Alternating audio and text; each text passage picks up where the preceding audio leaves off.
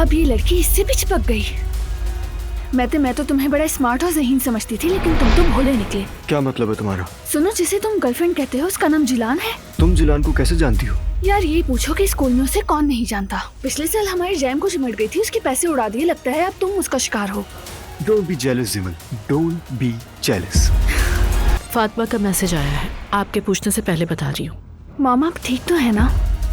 मेरे बहनोई ऑनाल group of companies के वारिस हैं। तो आप कितनी रकम दे सकते हैं? आप लोगों को कितनी दरकार है? 5 या 6 मिलियन। सिर्फ तुम हो, इसीलिए आज के आज 5 मिलियन का बंदोबस्त कर दूंगा मैं। तो तुम्हारे पास होटल है, इस बात पर कुछ ज्यादा ही अकड़ है ना? तो अब से मेरे पास भी वोट होगी। तुम्हारा भाई कहाँ है? देखा है उसे? पता नहीं बाबा, देखा नहीं मैंने, ऊपर होगा शायद। बाबा, बोर्ड को फरोख्त कर दिया है। मैं उसी में मसरूफ था बाबा। बोर्ड फरोख्त कर दी?